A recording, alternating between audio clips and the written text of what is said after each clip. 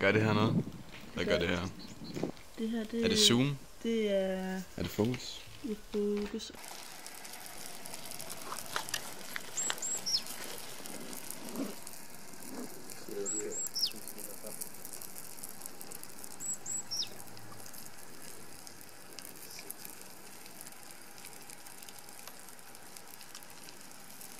Og pust.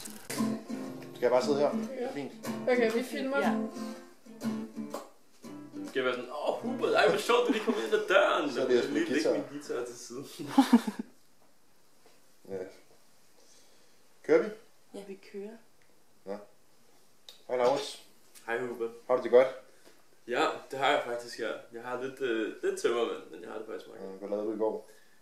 I går, der spillede jeg billard og drak rødvin. Meget rødvin eller hvad? Ja, det var Okay. det. Hyggeligt. Ja. Nå, men Laurits, hvem er du?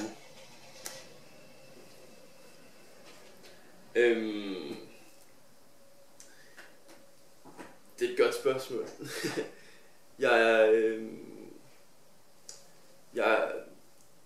jeg tror godt, man kan sige, at jeg er lokal på en eller anden måde.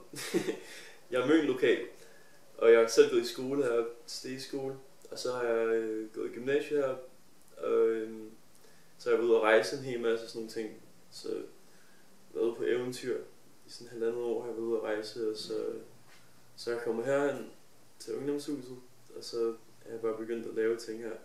Så jeg er bare sådan jeg hopper bare sådan lidt rundt, og så mødes med mennesker rundt omkring og skaber fede steder. Der bor rigtig mange sjove folk sådan ude overalt ude på landet, sådan ude i sådan nogle små huse, sådan nogle gamle hippier, og ja, dem har jeg brugt meget tid, da jeg var ung her på Møn, som jeg jo stadig er, men da jeg var yngre, der brugte vi rigtig meget tid på at tage ud og besøge alle de her forskellige mennesker og sådan noget. Det er ligesom det, som det er der, hvor vi fik vores sjov, ikke? Ja. Ja.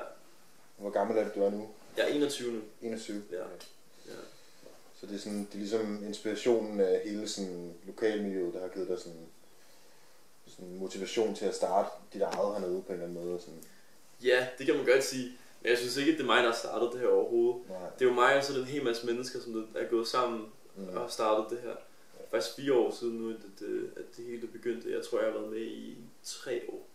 3 år. Ja, og så har alle ligesom bare haft sådan en slags fælles vision eller en fælles følelse, at der manglede et eller andet sted, hvor man bare kunne være, hvor der ikke skulle være nogen pædagoger, der skulle ikke være nogen forældre eller noget. Det skulle ligesom bare være et fristed for folk, hvor man bare kunne slappe af og gøre, hvad man havde lyst til, og ikke føle, at man skulle være noget over for nogen. Bare fuldstændig være sig selv, og så nurture det sammen. Ja, hvad er din rolle her? Sådan? Altså, officielt der er jeg jo faktisk formand. Okay. Ja, bestyrelsesformand. Men det ved jeg har været hernede næsten hver dag lige siden der var Folkemøde Møn, så det tror jeg er snart 2 måneder siden. Og så har jeg bare været nede og åbne dørene sådan set, og bare været den person, der ligesom har sagt, hey, I må gerne komme ind, agtigt. Og så er folk jo kommet af sig selv, og sådan alle de mennesker, der er kommet ind, har selv skabt det, som vi så nu sidder herinde i, ikke? Så jeg tror bare, at jeg har været dørmand. Ja. Okay. Altså, det startede altså med, at der blev lavet en forening, fordi at vi vidste godt, der manglede noget unge miljø. Der findes mange forskellige ting, som man kan lave som ung. Altså, man kan gå til gymnastik, og man kan gå til basketball, og man kan gå til karate. Men hvis nu man ikke passer ind i de kasser, hvis nu man har lyst til at lave noget andet, sådan noget som for eksempel at male og spille musik og sådan nogle ting, det er ikke rigtig noget, som man sådan kan gå til, og hvis man kan gå til det, så føles det måske ikke helt rigtigt. Så vi har altså et rigtig godt hold af ildsjæle, som der ligesom er voksne. De kan ikke selv lide at blive kaldt for voksne, men de er voksne. Dem, som er med til sådan at kommunikere med kommunen omkring nogle lidt mere sådan saglige ting. Altså sådan noget som, hvor skal der være et handicaptoilet, og hvad skal man gøre for, at vi må få pengene, og hvordan skal man gøre, hvis man gerne vil være folkeoplyste forening, og hvordan får man medlemmer, og hvordan har man egentlig en forening, som der kan køre på sine egne ben og sådan noget. Ja. Så det har været alle sammen et væld af sådan virkelig gode mennesker, som alle sammen har haft en fælles følelse for, at kan facilitere sjove ting for unge mennesker. Ja. Så Så ideen med stedet er i virkeligheden, at det skal være et fristed, hvor man faktisk kan komme og lave, hvad man har lyst til. Ja, præcis. Der skal ikke være den der voksen opsyn på samme måde. Selvfølgelig så er der jo nogle mennesker, som, altså folk på min alder, som der er hernede, som der så holder øje med, at okay, der bliver ligesom gjort rent og ryddet op, og det er ikke fordi, at folk de sidder og skyder heroin ud i øjnene ude bag og sådan nogle ting. Så ja.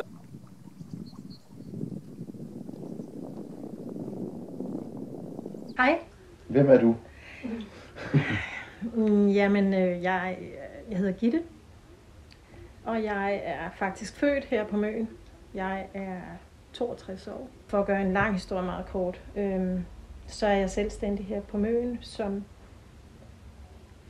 behandler, som idrætshelsemassør, som zoneterapeut og som coach og familiebehandler og familiekonsulent, miljøterapeut og sådan nogle forskellige ting. Så jeg har en virksomhed heroppe i Stege og har haft det siden 2013. Det der så afstedkom faktisk, at jeg blev en del af det her ungdomshus, eller faktisk var med fra starten, det var, at Christa Steffensen, som har rådhuset deroppe, hvor jeg har, eller ejer det gamle rådhus, hvor jeg har virksomhed nu, har jeg kendt i mange år. Og de har sat gang i rigtig mange ting på Møn. Så blev jeg lidt nysgerrig, fordi Christa indkaldte til et møde. Så sad jeg til det møde, og over i det ene hjørne sad der nogle unge mennesker, faktisk nogle piger. Og så endte det med, at jeg satte mig over til de piger og fandt ud af, at jeg synes ikke, det var nok med sådan et voksen musikhus, men at jeg synes, det ville være fedt, hvis vi kunne lave sådan et ungdomshus. Fordi på Møn, der har man stort set ikke et sted. Man har sådan en ungdomsklub, som er voksenstyret, som ligger i forbindelse med Møn skole. Og jeg tænkte, at det, der var behov for, det var også et sted, hvor de unge kunne få lov til at være sig selv og lave sådan et samlingssted, faktisk, hvor man selv kunne være med til at bestemme rammerne og indholdet. Ikke?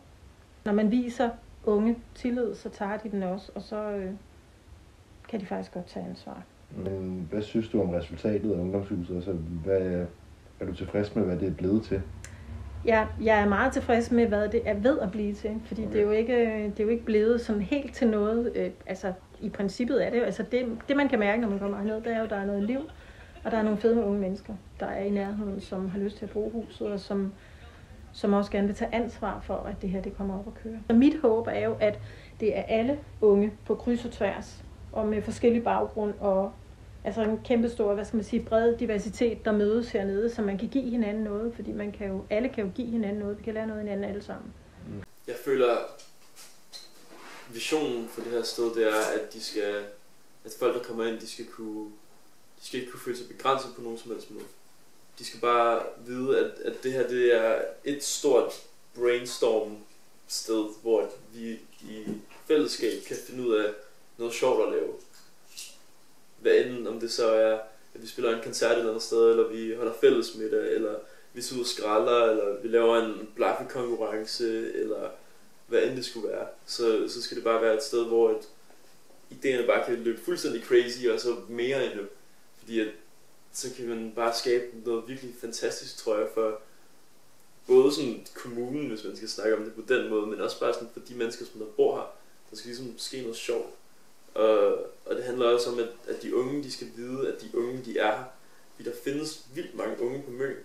Problemet er bare, at de ved ikke, at hinanden eksisterer. Fordi der er så meget geografisk afstand mellem alle. Så folk, de ser ikke rigtig hinanden. De ser hinanden i bussen måske, men sådan, så er de også bare på vej et sted hen. Og der mangler lidt samlingspunkt for, at folk de kan mødes på tværs og blive venner på tværs af skoler og aldre. Det tror jeg, det vil jeg kalde for visionen af det her. Det bliver ryntet. Jeg skal bare ligge sådan der. Ungdomshuset, det handler bare om at hænge ud til. Hænge ud for meget.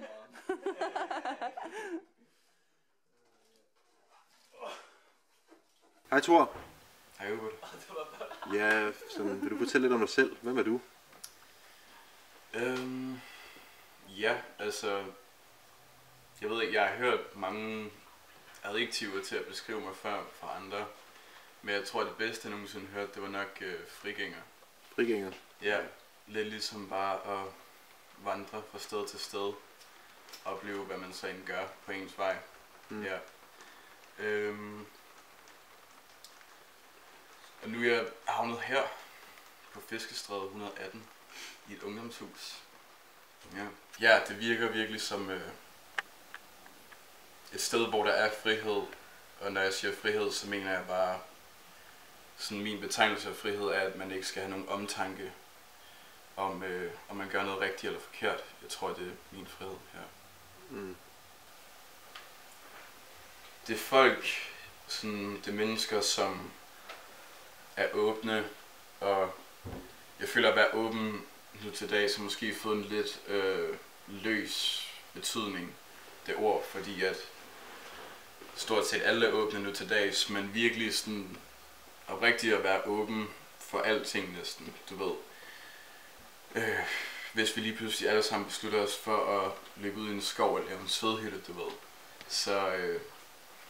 Så det med aldrig have prøvet det før, ikke vide hvad det er, men stadig springe i med begge ben. Jeg tror, det er sådan en slags folk, vi søger, og det er sådan en slags folk, som kommer. Nogen, som ikke er bange for noget nyt. Ja, forandring. Mm. De unge mennesker, de har bare brug for at udfolde sig og have det sjovt på en eller anden måde, ikke? Så de skal bare have en arena til, at de kan gøre det, og de skal have sikre rammer, hvor de kan gøre det også. Så længe at det ligesom er med respekt for hinanden. Okay. Jamen, det var det. Ja, det var det rigtig godt. Det var sgu meget godt, var det ikke det? Skide godt.